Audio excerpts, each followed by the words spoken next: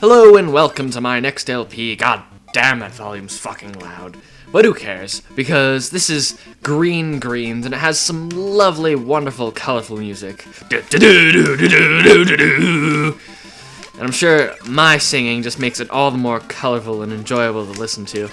But anyway, goddamn, I gotta take my headphones out or my eardrums are gonna be shot. Well, anyway, this is Kirby's Dream Land for the original Game Boy, actually. So, unlike the music, the graphics themselves aren't really all that colorful. But whatever, who the fuck cares about graphics? We gamers, we like the gameplay. Well, us Nintendo gamers anyway. Anywho, yeah, this is Kirby's Dream Land. It's Kirby's first video game appearance, like, ever. It's his debut appearance. And actually, interestingly enough, he doesn't have his trademark copy ability in this game. I could swallow this asshole's bombs and it would do nothing for me. Except I wouldn't have anything to spit back at him. So in this game, you really have to rely solely on your ability to either suck things up and spit them back. Oh, look at this boar! He's fucking gigantic. Or you could use your, air bullet things to hurt enemies as well. Whichever one. But you cannot spam copy abilities like in the other Kirby games. Which, I do enjoy the copy abilities, but, ooh, there's a Cappy. That rank from Insider. I think it went Goomba, then Cappy, I think. I don't know, it's been so long since the original Insider days. Well. Actually, it has been a while. It's been like a good 4 years or so, and that number is just off the top of my head, but I think it's been a while. But alas, oh, there's a maximum tomato, even though we don't need it, because, well, this game is just so fucking easy, even though it really isn't. I could probably find something out there, but who the fuck cares? Now I'm probably gonna die at least once or twice later on, but this is a very short game, so I don't think I'll be getting a game. Okay, fuck you, tree, you fucking asshole.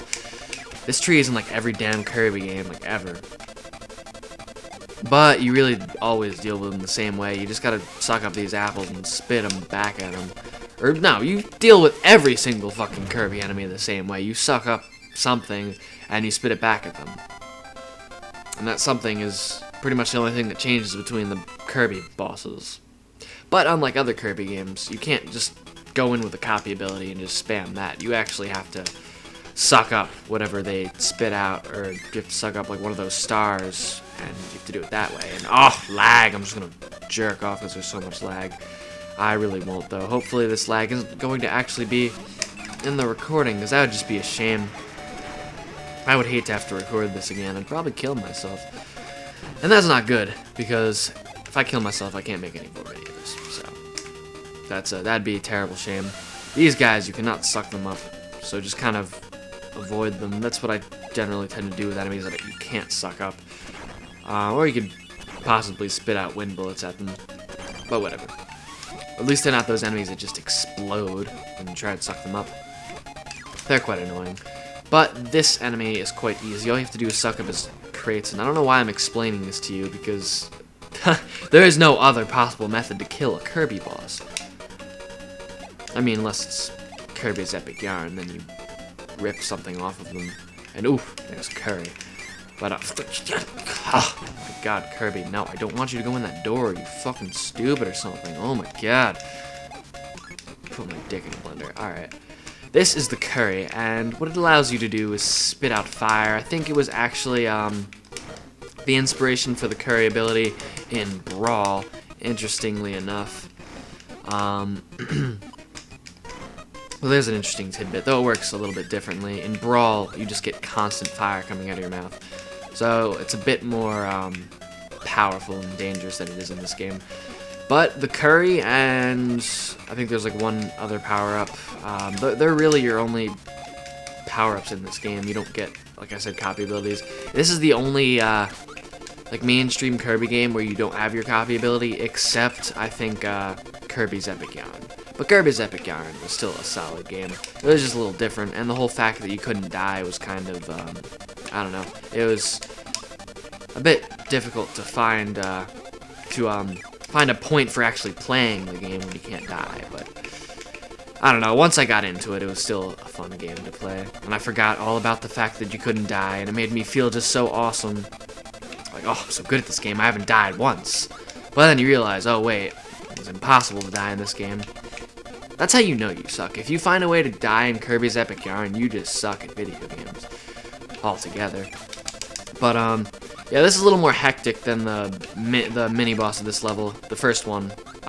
Yeah, this wouldn't be considered a mini boss. It's at the end, because you've got two of them coming at you, and they're coming at you from both sides, so it can be a little hectic. But it's Kirby's Dream Land, so it still shouldn't be hard.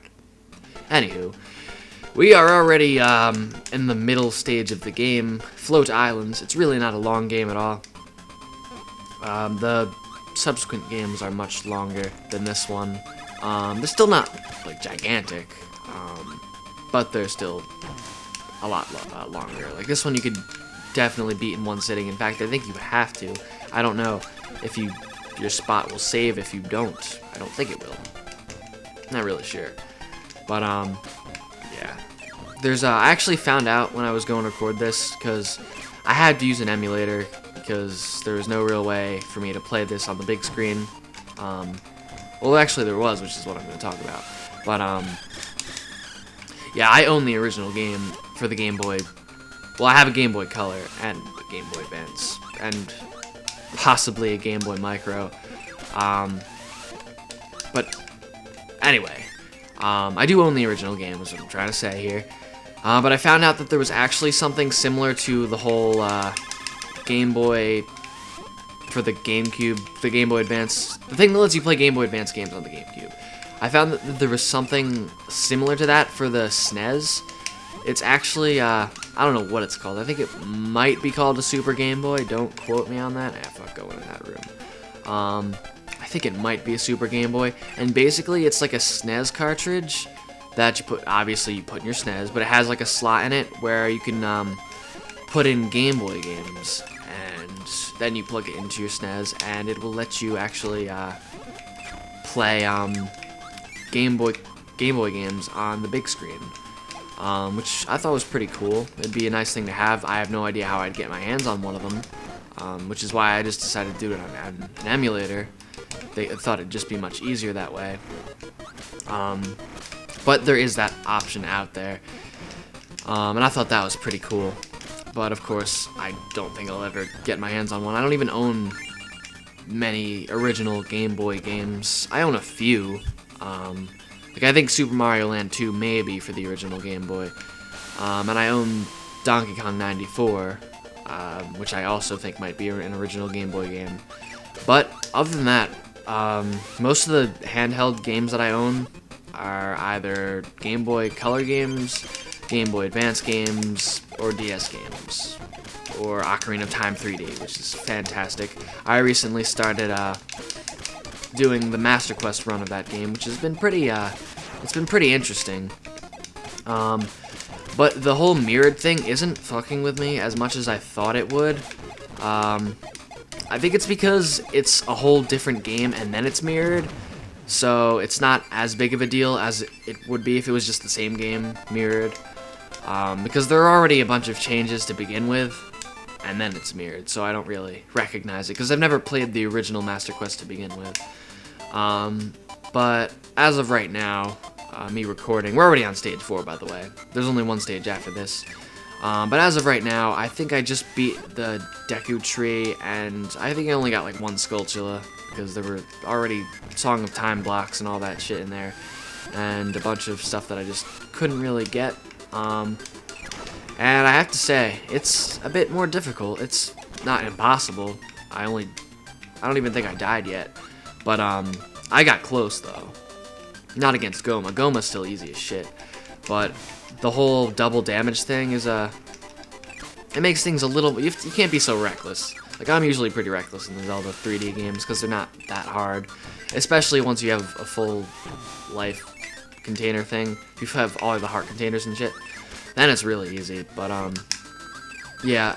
From so far, and this is just the first level of the game, the first dungeon, so I mean, I'm sure it'll get harder later on, but so far enemies already take out a full heart of damage with just one hit. So it looks to be like it's going to be a bit more of a challenge than just plain old Ocarina of Time. So that should be pretty fun for me to do. And I'm going to be away for the next week, so that's probably going to be one of the main things that I'll be doing, is just playing Master Quest on my 3DS. Speaking of which, I probably won't be able to upload Mega Man X4 for like a week or so, because I'm not really going to have much time because I have to pack and stuff to record before I leave. And, oh, dead end right here, we gotta go right. And so I probably won't be able to record that until I get back. But, yeah, it shouldn't be very long. It shouldn't take me very long to get through X4 and X5. Oh, no, you're not supposed to suck up those enemies, Kirby! Kirby, get out of there. Yeah, those enemies, they tend to explode when you try to suck them up. So, don't try to suck them up. That's a pro tip for you. Also, don't get hit by that guy, which I just did. And I just got hit. I'm gonna die against this guy, which is terrible. But, whatever. It's okay. I'm allowed to die. At least once. Oof, oof. Oh, mad evasion skills right there. If I don't die against you, you are pathetic. Actually, he's really easy to dodge. If you actually pay attention, which I wasn't doing before. Nope, suck him up, Kirby. Do not disappoint. Oof, that was close. That was fucking close. If I hadn't, like, jumped exactly where that star was, I would have gotten hit by that bullet. And that would not be fun. It'd be like the classic the original Mega Man game all over again, where if you beat the boss, but his his blast that doesn't go away after he dies hits you, you still die. If your health is low enough, you'll still take damage. So it kind of bites you in the ass for people like Iceman, who just, like, 3 hits will just kill you, or Elecman. But I didn't really ever have a problem with Elecman. Anywho, enough talk about Mega Man, because I don't even want to talk about Mega Man after that Mega Man stream in which we did not really play all that much Mega Man. God damn. Of course, me being the only person who actually prepared and beat Mega Man games. But whatever. It was still enjoyable. Granted, Slack played Urkaboos, just played with Mario's face for a good half hour or so, but, you know, I'm sure some people were genuinely entertained by that. Anywho, we are going on to fight the boss of Stage 4, who is, in my honest opinion, possibly even easier than the mini-boss. Almost had to eat my own words there. Like Paper Mario Guy's been doing in our recordings of Super Mario Galaxy, which will not be released for a while, because we are probably going to do a co-op LP of Super Mario Galaxy. The only thing is, it's going to be like a true co-op. In other words, we'll both be present for the entire LP. And I'm doing terrible, but against this boss. Not so bad in the LP itself. But, yeah, we're trying to get as much recorded in advance as we can, because we want to both be there for every episode, which means we'll both have to be present every time we record. And, you know, we don't live in the same fucking house, so obviously we gotta meet up and shit. So there we go. The boss of Stage 4 has met his match, and we are now moving on to Stage 5, which I believe is called Mount DDD. There we go. And we're only like 14 minutes in, or so.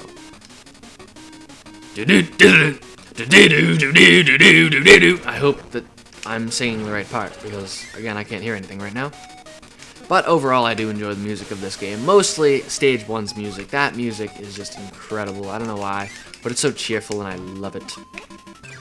And so now, before we can face off against King DDD, we have to go through short little segments that are basically designed in honor of the first 4 stages. So it's basically, it's kind of like the whole Mega Man concept where you fight all the bosses again, except you have a little segment of their stage to go through as well. But it's very short and easy, and the bosses are still just as easy. So it's all okay. There's no problem here. No problems here. So I don't know. I actually wanted to talk a little bit about my gaming history, because this is one of my first games that I actually played.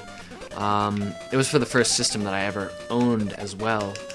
I kind of missed out on the whole SNES and NES eras. I got into gaming after those consoles were past their prime. So basically, my first console was a Game Boy Color, or not. No, it is not a home console. It is a handheld. My first handheld was a Game Boy Color, and then, well, for the Game Boy Color, I got I don't know, not really. The games that I got for it weren't really that spectacular because I wasn't a true hardcore Nintendo fan yet. I mean, I was like 4 or so, maybe 5, but still, like, I didn't know the difference between a shitty game and a good game yet. But this was actually one of the first party Nintendo.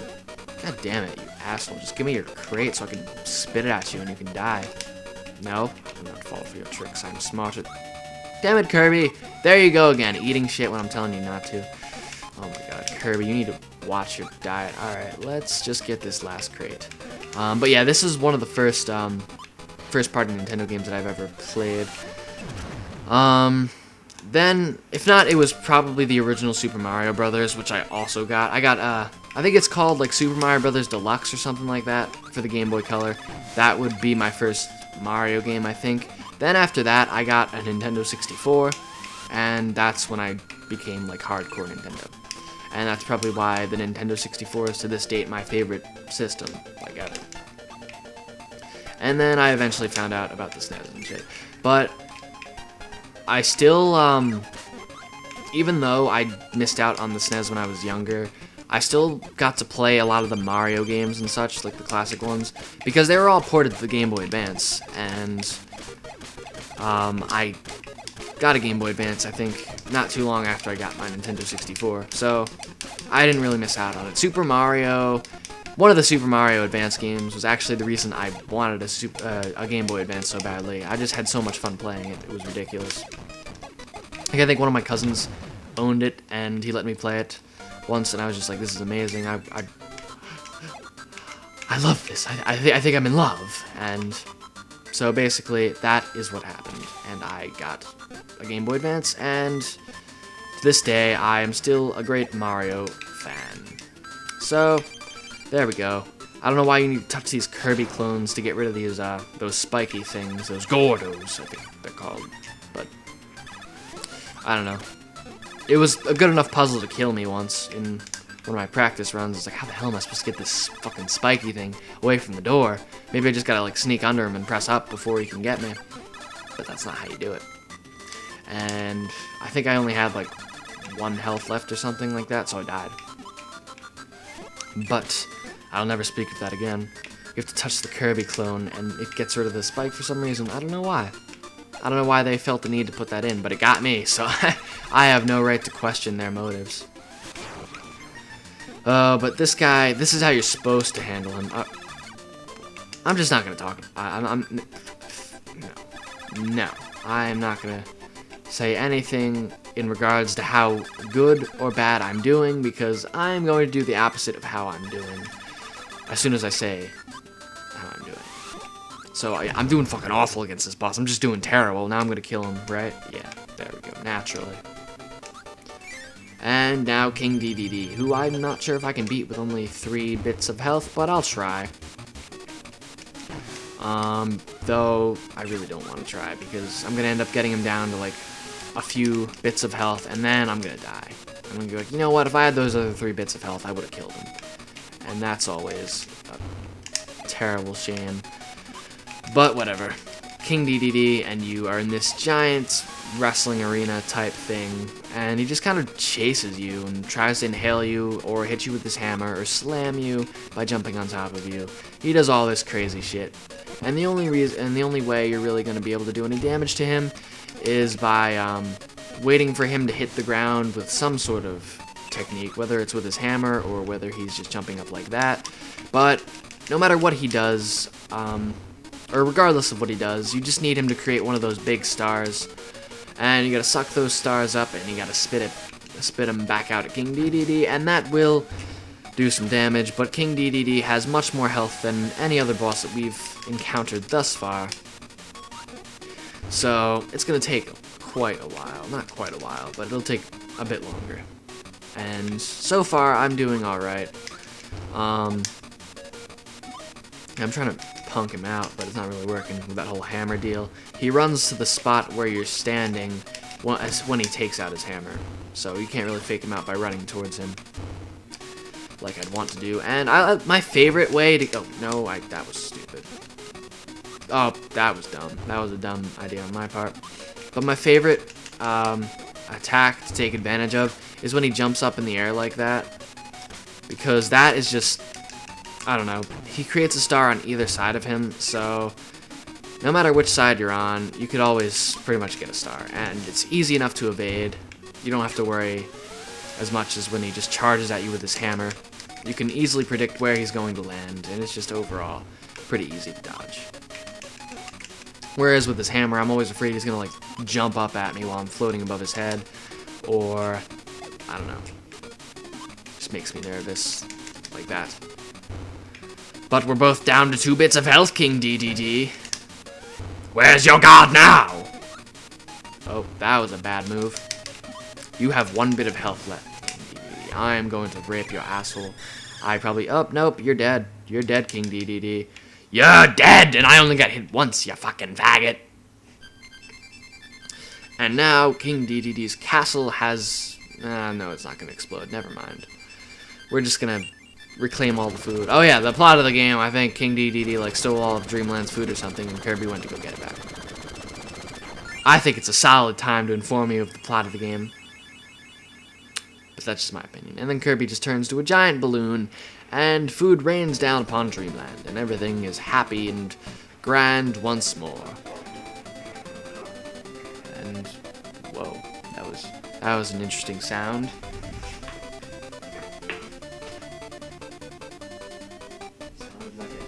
Satanic dog. Like maybe like did Cerberus just run down my street? I don't know. That was a very loud dog. Anywho. Continuing on. Designer Mogami Kurand, sound composer Jun Ishikawa, who did most of the music for the Kirby games, I think, or just Kirby 64. That's the only one I really know of. For sure, because I don't usually analyze the credits of Kirby games, because I'm so fucking stupid. But, yeah, I do know that that person did, the music for Kirby 64. Did that wonderful factory theme. So, thank you for playing this very short game. It was a nice breather from the long and dialogue-heavy Twilight Princess, which is one of the reasons why I did it. Because classic games, good thing about them is you can just pick them up and play them. But yeah, Kirby is a hero, and that's really it. Bye-bye. You can, actually go through and play the game again, I think, in, like, a harder mode or something like that, which they're gonna show you right now. Yeah, extra game, which I'm not going to do. King DDD is, like, having a seizure. And I think that's a solid place to end this, so I am Shadowy Productions. Thank you very much for watching. Mega Man X4 will start in, like, maybe a little over a week or so. And I'll see you next time.